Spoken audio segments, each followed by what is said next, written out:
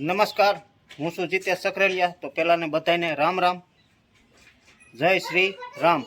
આપણે આજે જો અત્યારે નવરા થયા છીએ, વાગવામાં તો 5 સાડા 5 જેવું થાય છે. અને આપણે દતાર આજ નવરા હતા, કીધું આજે મગફળીનો અને તલનો દતાર કમ્પ્લીટ કરવાનો છે. એટલે અડધું ફરતું કામ થઈ ગયું ને અડધું ફરતું બાકી છે. એટલે કરવામાં તો આપણે એવું છે, 7 દાતા જઈ આપણે લીધો ને તે સૈણાના ટૂંકમાં સૈણાનું વાવેતર આપણે સેટિંગ થાય ને એ રીતે 7 દાતા ફિટિંગ લીધા હતા. એ કેવી રીતે લીધા હતા કે વૈસલા ધોકામાં 3 ધોકા છે, આમાં 3 ધોકા છે. એમાં આપણે આ છેલ્લો ધોકો રહ્યો ને એમાં 4 પાટલી છે, એટલે પાટલીયું વાવેતર એમાં કરતા. અને વૈસલા ધોકામાં 4 દાતા જ હતા, એટલે એમાં 4 દાંતે 20ની જારીએ સણા વાવતા. અને આગલામાં 3 હતા, એમાં 24ની જારીએ 3 થતા. એટલે હવે આ 4 છે ને એમાં 5 ફીટ થઈ ગયા છે, 32ની જારીએ 5, અને આમાં 32ની જારીએ થાય 4, એટલે 32ની જારીએ ટોટલ 9 ફીટ થાય. વૈસલામાં 5, આગલામાં 4. પછી આનો કાંઈ આપણે ઉપયોગ અત્યારે કરવાનો નથી. બાકી તલનું તો કમ્પ્લીટ છે જ, તલનું વાહે પાટિયું કમ્પ્લીટ છે, પાટલી અને ખાનું પણ કમ્પ્લીટ છે. એમાં જેમાં આપણે સાટણી ડુંગળી ને એવું બધું વાવતા એ બધું કમ્પ્લીટ જ છે, બરાબર.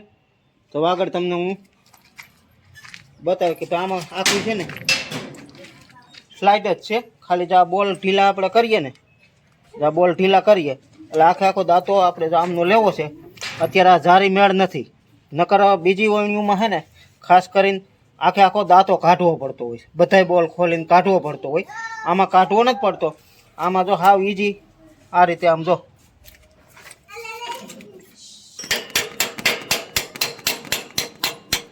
માટી ને એવું બધું જામ હતું, એની હિસાબે તો થોડુંક થબકારવું પડ્યું. બાકી જો સાઈડમાં આવી ગયો હતા તો હવે આપણે જેટલો લેવો હોય એટલો પેલા જોઈ લઈ, જારીનો માપ કરી લઈ કે 16 ઇંચ જગ્યા આપણે રાખવાની છે.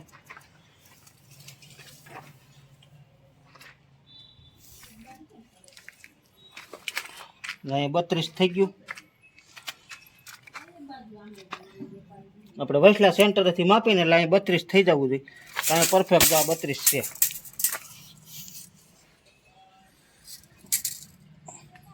હા, 32 કમ્પ્લીટ થઈ ગયું.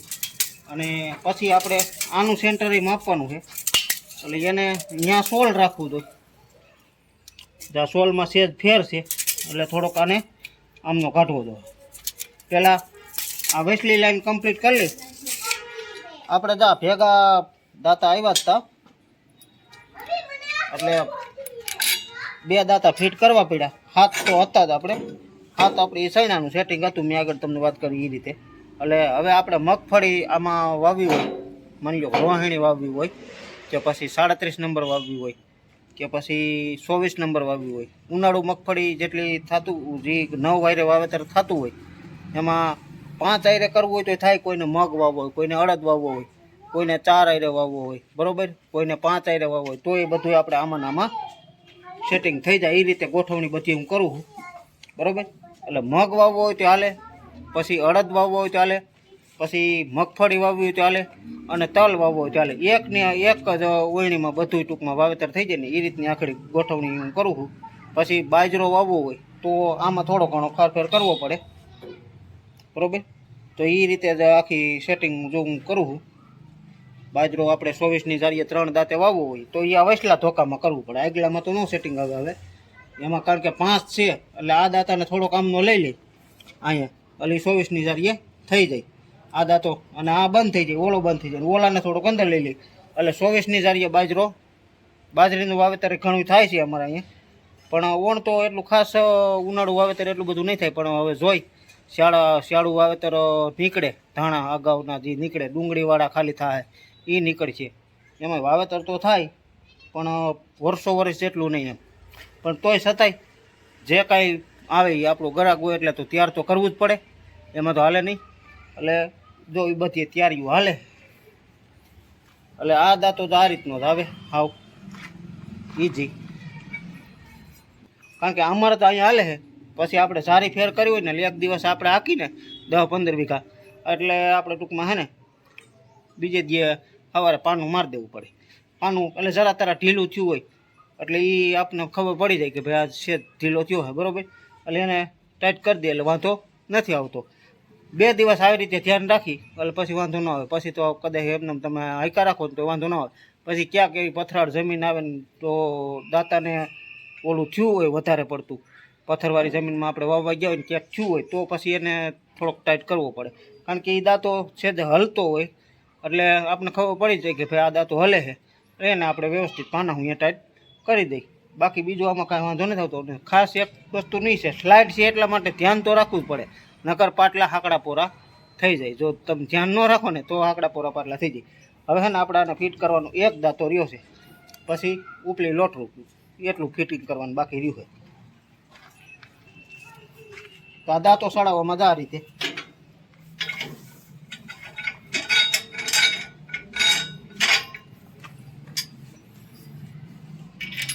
એકલા જ, કોઈની કંઈ જરૂર પડતી નથી. હાવ ઈઝી. જો આ સડી ગયો.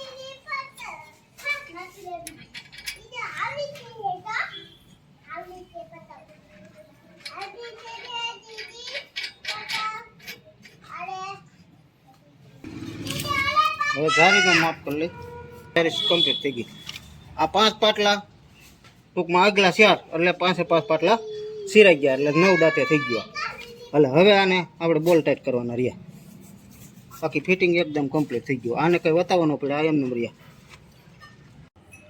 આપણે દાંતા ફિટિંગ થઈ ગયા કમ્પ્લીટ. હવે આપણે રોટર બદલાવાના રહ્યા છે. રોટર બદલાવામાં ખાલી છે ને આટલું જ ખોલવું પડે છે. આ એક બોરિયું એટલે આખી સાફ્ટિંગ છે ને નોખી થઈ જાય. પહેલાં જે આપણે જૂની દતારમાં આવતા કે 2 બોલ આ બાજુ ખોલવા પડે, 2 બોલી બાજુ ખોલવા પડે, ત્યારે લોટર બદલતા. અને આમાં હવે એવું કાંઈ નથી. આ એક ખાલી એટલું ખુલી ગયું એટલે આખી સાફ્ટિંગ નોખી થઈ જાય. અને આ રોટર આપણે મગફળીમાં ઝીણી મગફળી હોય ને એટલે હું તો 3B નંબર વાપરું છું. પછી દતાર ફરે એમ રોટરની સાઈઝે ફરતી હોય એટલે હું આ મારા દતારમાં ટૂંકમાં 3B નંબર વાપરું છું. આમાં 37 નંબરે હાલે છે, પછી 24 નંબરે હાલે છે ને રોહિણી હાલે છે. પછી 39 વાવવી હોય તો 2 નંબર ચડાવવા પડે. એ થોડાક દાણા મોટા આવે. 39માં પૂરા દાણા ન લઈ ગયા. અને બાકી આ 9 દાંતા હોય ને એટલે આ 3B નંબર રહ્યા ને એ 35 કિલોની આજુબાજુ દાણા, 35 કિલો ઉપર નાખો હોય તો વયા જાય. પણ અમે તો અહીંયા વધુ પડતો 35-37 કિલો વાવી છે. 35થી 36 કિલો ટૂંકમાં વધુ પડતું 9 દાંતે વવાતું હોય. પછી 5 વાવવો હોય 5 દાંતે તો 25-27 કિલો વાવવા પડે. 25-27 કિલો 25 કિલો એ વાવો તો હાલે, બરાબર. પછી થોડુંક જમીન માથે જાય અને થોડુંક ખેડૂત માથે જતું હોય એટલે એવું બધું હોય. 5 દાંતે વાવવું હોય તો 4 રોટર આપણે કાઢી નાખવા પડે. અને 5 આના આજ 4 દાંતે વાવવું હોય 32 નંબર મગફળી તો આને આ જ રોટર હાલે. મગફળીમાં જ્યાદા હું આ જ આપું છું. 39 વાવવાનું થાય, 39 મગફળી ત્યારે આપણે 2 નંબર, એમાંય 2 જાત આવે. 2 નંબરમાં એક ફૂલ સાઈડ 2 નંબર આવે કે ફૂલ મોટો દાણો હોય કે કોઈને માની લો કે તારવીને બિયારણ કાઢ્યું હોય નોખું, મોટા દાણા, એક દાણો ઝીણો ન હોય, જેને 45 કિલો 40 કિલો ઉપર વાવવો હોય, 4 દાંતે જ વાવવી હોય ચોમાસું મગફળી તો એ સ્પેશિયલ એના અલગ છે અમારી પાસે, બરાબર. કે ખાલી 45-50 કિલો સુધી હોતી વયા જાય એ રીતે હોતી. કોઈને વધુ પડતું નાખવું હોય, મોટા દાણા હોય મોટા, બરાબર. 39 નંબરમાં હાવડાવડા લાંબા અને મોટા ઝડપ ભરાવદાર એકદમ દાણો હોય તો એમાં ફૂલ સાઈડ હોતી આપણે વાપરીએ ગઈ તો 50 કિલો નાખો હોય 50 કિલો હોતી વયા જાય. અને ફેરીની આપણી ઉપર જાય. ટૂંકમાં ઝીણા મોટી વસ્તુ વાવવી હોય તો ધીમી ગતિ ફેરી કરવી પડે, બરાબર. તલમાં પોર તો હું ધીમી ગતિએ વાવતો, પણ ફૂલ ગતિએ વાવવાની ગણતરી છે. એટલે આપણે રોટર હવે બદલાવી નાખી.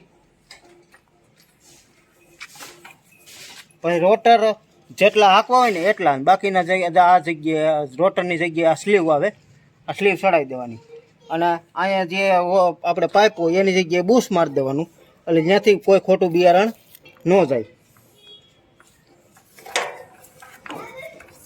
એટલે આપણે આ તો ઓમ તો છે 11 દાંતાની ઓળણી, 11 દાંતાનું ઉપર છે, પણ વાપરવાથી આપણે 9 જ, જેથી 2 છેલ્લે છે ને ખાલી રહે. એટલે એ ફાયદો એ આગળ હું તમને આગળ સમજાવવા. રોટર પહેલાં ફિટ કરી લઉં.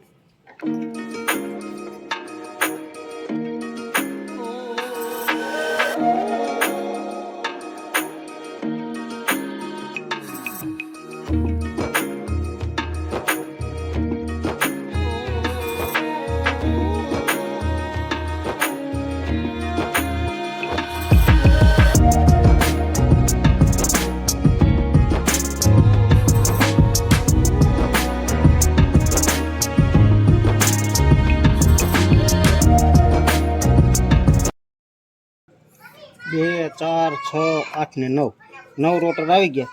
ઓલી બાજુ એક સ્લીવ છે અને એક આ બાજુ સ્લીવ હોય છે. ટોટલ 11 રોટર આપણે આમાં આવે. પણ 11 9 વાવેતર નથી કરવું, આપણે વાવેતર 9નું જ કરવાનું. એટલે 2 ખાલા રાખ્યા છે. 2 ખાલા શું કરવા રાખ્યા એ આપણે હું તમને આગળ થોડું સમજાવું. 2 ખાલા શું કરવા રાખ્યા કે શેડાના જે રોટર હોય, શેડાના કોઈ પણ વળણીમાં જે શેડાના રોટર આ ઉપર કહેવાય, આને આ ખાનું જે રહ્યું આખું ઉપર કહેવાય. ઉપરના જે શેડાના રોટર રહ્યા આ બાજુનું હોય તોય ભલે, પછી આ બાજુનું હોય તોય ભલે, બરાબર. બંને રોટર છે ને આ રોટર કરતાં ઓછો માલ ઉપાડે, જેથી કરીને અહીંયા જગ્યા હોય આ જગ્યા તો સારું રહે. કારણ કે અહીંથી દાણા ઓછા આવતા હોય, આ બે સાઈડોમાંથી અહીંથી દાણા ઓછા આવતા હોય, એની હિસાબે છે ને વીકે 500 ગ્રામનો ફેર પડે બે શેરા રોટરમાં. અને આમાંય ફેર થોડોક પડે પણ એટલો બધો નહીં, કોઈ વર્તી ન અગે. એટલા માટે આપણે 11 દાંતાનું ઉપર કર્યું છે.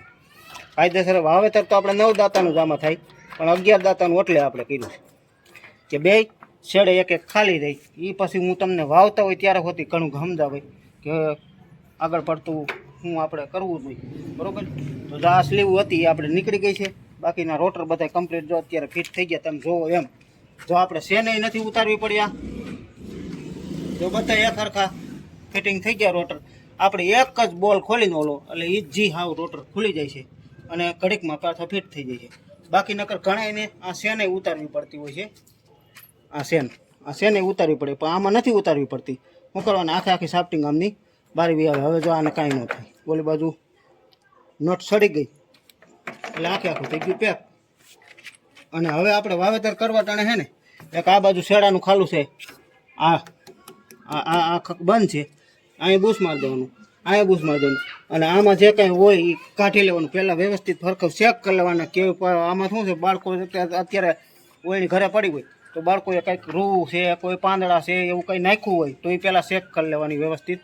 અથવા હવાનું બ્લર આવે છે એ હવા મારી દેવાની કે જેથી કરીને કોઈ પણ ખેડૂતનું દાંડવું બંધ થાય નહીં. એટલે આ એક ચકાસણી છે ને એ આપણા માટે મહત્ત્વની વસ્તુ છે. હવે તો જો આ દત્તારનું જે કાંઈ ફિટિંગ હતું, આપણે તલનું ફિટિંગ થઈ કમ્પ્લીટ હતું, મગફળીનું થઈ ગયું કમ્પ્લીટ. મગફળી વાવી હોય તો એ વવાઈ જાય, મગ અડદ વાવવા હોય તો વવાઈ જાય. ઉનાળુ કોઈ પણ વસ્તુ બાજરાનું વાવેતર કરવું હોય તો વવાઈ જાય. અને ખાસ આ સાથે આજનો વિડીયો આપણે પૂરો કરી. આ વિડીયો કેવો લાગ્યો હોય કોમેન્ટમાં કહીજો. ગમ્યો હોય તો લાઇક કરી દીજો. ચેનલમાં નવા હોય તો સબસ્ક્રાઈબ કરજો. અને જો અમારો વિડીયો સારો લાગતો હોય તો તમામ ગ્રુપમાં શેર કરી દેજો. મળ્યા પાછા નવા વિડીયોમાં. તાવજી આવજો. રામ રામ.